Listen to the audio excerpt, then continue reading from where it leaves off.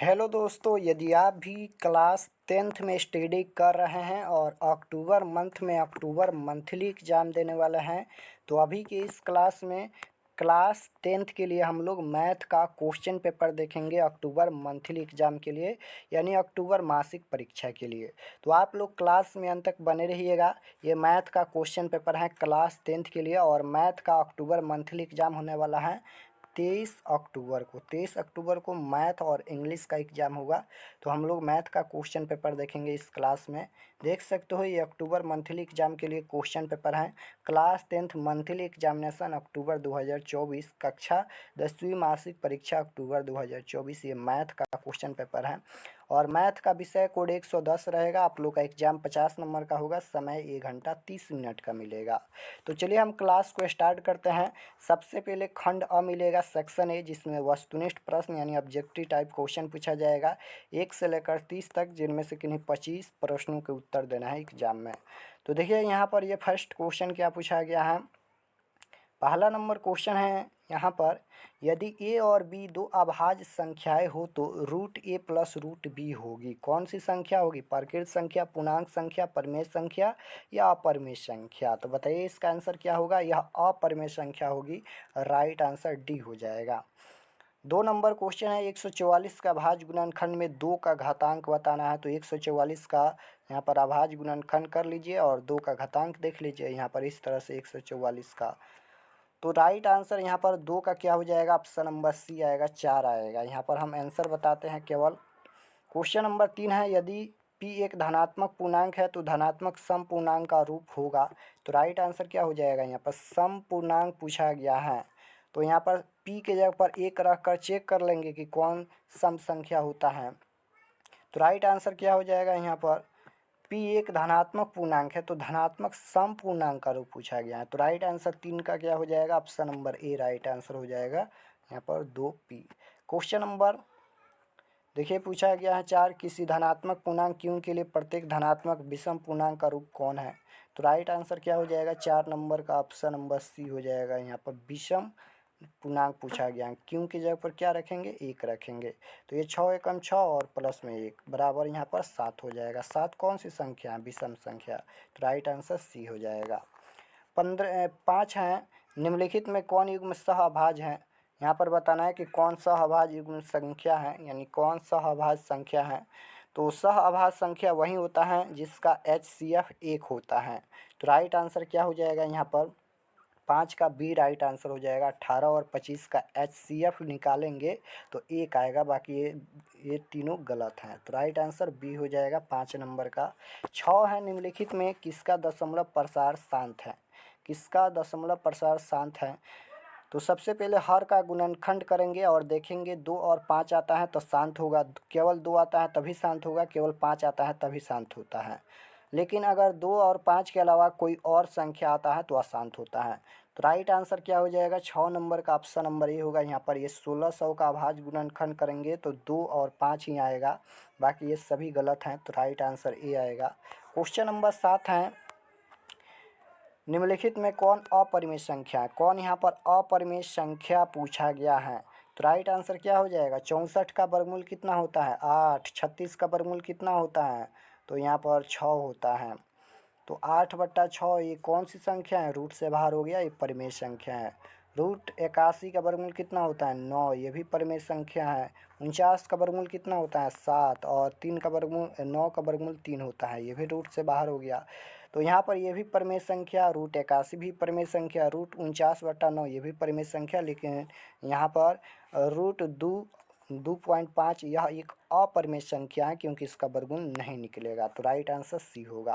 Question number 8 है, वास्तविक संख्या 0 पॉइंट यहाँ पर 54 के ऊपर बार लगा है, इसको p/q के रूप में लिखने पर प्राप्त संख्या होगी। तो राइट आंसर 8 का क्या हो जाएगा? बी राइट आंसर हो जाएगा। यहाँ पर 6/11।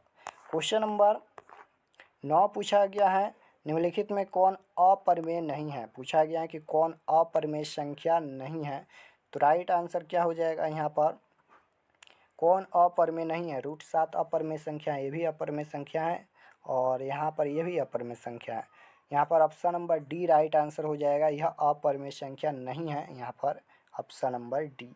क्वेश्चन नंबर 10 देखिए, 10 नंबर है, 2 प्लस रूट 2 कौन सी संख्या है? 2 परिमेय संख्या है, लेकिन रूट 2 एक अपरिमेय संख्या है। तो एक परिमेय संख्या और एक अपरिमेय संख्या का गुणनफल या भागफल या योगफल हमेशा अपरिमेय संख्या होता है। तो राइट आंसर बी हो जाएगा, यह एक अपरिमेय संख्या है। क्वेश्चन नंबर 11 है, यदि पी एक्स बराबर x square minus 3x minus 4 तो पी एक्स का एक शून्यक बताना है। तो राइट आंसर 11 नंबर का आंसर आ जाएगा ऑप्शन नंबर डी यानी 4। क्वेश्चन नंबर देखिए 12 पूछा गया है यहाँ पर, यदि बहुपद पी एक्स बराबर दिया गया है, इसका शून्यक 1 हो तो ए का मान बताना है। तो राइट आंसर क्या हो जाएगा यहाँ पर 12 का ऑप्शन नंबर सी आएगा 1। क्वेश्चन नंबर 13 देखिए, निम्नलिखित में से किस द्विघात बहुपद के शून्यकों का योग -3 तथा गुणनफल 2 है? तो बहुपद का फार्मूला क्या होता है? X square minus alpha plus beta into x plus alpha into beta. क्या होता है यहाँ पर फार्मूला लिख देते हैं, x square minus alpha plus beta into x और प्लस में यहाँ पर ये अल्फ़ा इंटू बीटा होता है। तो यहाँ पर एक्स स्क्वायर हो जाएगा और माइनस अल्फ़ा प्लस बीटा शून्यकों का योगफल -3 है, माइनस माइनस ये प्लस का 3x हो जाएगा और प्लस में यहाँ पर अल्फ़ा इंटू बीटा के जब पर 2 है तो 2 हो जाएगा, यही बहुपद होगा। तो x square plus 3x plus 2 कहाँ पर दिया गया है? देखिए तो यहाँ पर प्लस किस में है? ऑप्शन नंबर यहाँ पर ए में ही दिया गया है, x square plus 3x plus 2 यानी राइट आंसर 13 का क्या हो जाएगा? Option number A right answer होगा। क्वेश्चन नंबर 14 नंबर क्वेश्चन है कि निम्न में से किस द्विघात बहुपद के शून्यकों का योग फल 3 तथा गुणनफल -10 है? यह भी वहीं पूछा गया है। तो बहुपद का फार्मूला क्या होता है? एक्स स्क्वायर, तो x square minus alpha plus beta का जब पर 3 दिया गया है तो ये 3x हो जाएगा, माइनस अल्फा इंटू बीटा का जब पर -10 है तो माइनस यहाँ पर प्लस होता है, माइनस प्लस क्या होता है? तो माइनस ही हो जाएगा, तो माइनस का यहाँ पर ये 10 हो जाएगा। तो राइट आंसर क्या हो जाएगा यहाँ पर? X square minus 3x minus 10, जो कि ऑप्शन नंबर सी में दिया गया है, right answer C. Question number 15 है, यदि पी एक्स बराबर क्यू एक्स इतना है तो घात 6 और जी एक्स का घात 2 है तो पी एक्स बटा जी एक्स का घात क्या होगा? तो राइट आंसर 15 का ऑप्शन नंबर सी आएगा 3। 16 है कि यदि रैखिक समीकरणों का एक में संगत है तब उनके द्वारा निरूपित रेखाएं, तो संगत हैं तो क्या होगा? देखिए तो संगत हैं तो ये प्रतिच्छेदी और संपाती दोनों होगा, यानी राइट आंसर डी होगा। असंगत कब होता है? जब समानांतर होता है, तो राइट आंसर डी।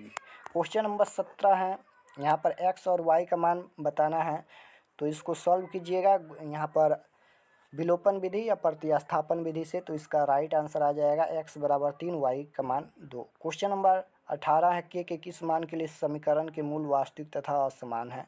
तो राइट आंसर 18 का option number A right answer हो जाएगा। क्वेश्चन नंबर 19 देखिए पूछा गया है, यदि a1/a2 बराबर b1/b2 बराबर c1/c2 तो समीकरण निकाय का हल क्या होगा? तो ये तीनों बराबर हैं, तो इसका हल कितना होगा? ये अनगिनत हल होगा। और रेखाएं कैसी होगी? संपाती रेखाएं होगी, तो राइट आंसर सी होगा। 20 नंबर क्वेश्चन है कि के किस मान के लिए समीकरण kx प्लस 2y बराबर 5 तथा 3x प्लस वाई बराबर 1 का एक अद्वितीय हल होगा? तो अद्वितीय हल कब होता है? जब a1/a2 बराबर नहीं होता है b1/b2 के। तो a1 के जगह पर k है, a2 के जगह पर कितना है? a2 के जगह पर यहाँ पर 3 है, b1 के जगह पर कितना है? 2 है, b2 के जगह पर कितना है? y है, यानी कुछ भी नहीं है तो 1 लिखेंगे। अब इसे तिरछा तिरछी गुना कर लेंगे, k में 1 से गुना करेंगे k होगा और बराबर नहीं होगा, ये 3 दूना 6, k बराबर नहीं होगा 6, जो कि ऑप्शन नंबर बी में दिया गया है, right answer B. Question number 21 है, निम्नलिखित में कौन द्विघात समीकरण नहीं है? तो राइट आंसर 21 का ऑप्शन नंबर सी हो जाएगा। क्वेश्चन नंबर 22 है, यदि बी स्क्वायर माइनस 4ac यहाँ पर ये छोटा होगा 0 से तो इसका मूल कैसा होगा? तो राइट आंसर 22 नंबर का ऑप्शन नंबर डी हो जाएगा, वास्तविक नहीं होगा। क्वेश्चन नंबर 23 देखिए, इसका मान पूछा गया है, तो राइट आंसर 23 का ऑप्शन नंबर बी आ जाएगा 3। क्वेश्चन नंबर 24 है, निम्न में कौन द्विघात समीकरण नहीं है? तो राइट आंसर 24 का डी हो जाएगा। क्वेश्चन नंबर 25 है, निम्नलिखित में कौन सा द्विघात समीकरण है पूछा गया है, तो 25 का राइट आंसर सी हो जाएगा। 26 है, इसका योगफल क्या होगा? तो राइट आंसर 26 का ऑप्शन नंबर बी हो जाएगा। 27 है, समानांतर श्रेणी का 15वां पद, तो ए प्लस में यहाँ पर 14d फार्मूला लिखेंगे और इसको सॉल्व करेंगे, तो इसका राइट आंसर डी आ जाएगा 73। 28 है कि 1 + 2 + 3 + डॉट डॉट n बराबर क्या होगा, तो राइट आंसर 28 का ऑप्शन नंबर सी आ जाएगा। n × n + 1/2 ये फार्मूला ही होता है। क्वेश्चन नंबर 29 है, समानांतर श्रेणी का सार्वंतर क्या होगा। सार्वंतर यानी डी का मान पूछा गया है, तो डी बराबर फार्मूला क्या होता है, a2 - a1, यानी दूसरे पद में से पहले पद को घटाया जाता है। तो राइट आंसर क्या हो जाएगा, यहाँ पर -4 में से 0 घटाएंगे, -4 ही होगा, राइट आंसर सी।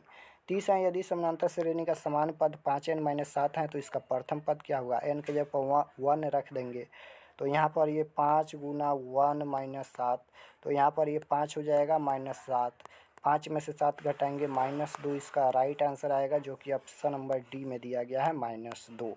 तो यहाँ पर हम लोग 30 क्वेश्चन देखे हैं, जिनमें से 25 प्रश्नों का ही उत्तर देना है एग्जाम में।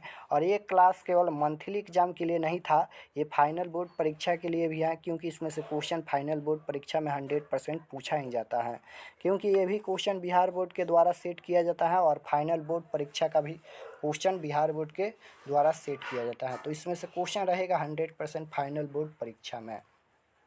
तो यहाँ पर हम ऑब्जेक्टिव बता दिए हैं, इसके बाद सब्जेक्टिव क्वेश्चन भी अपलोड करेंगे।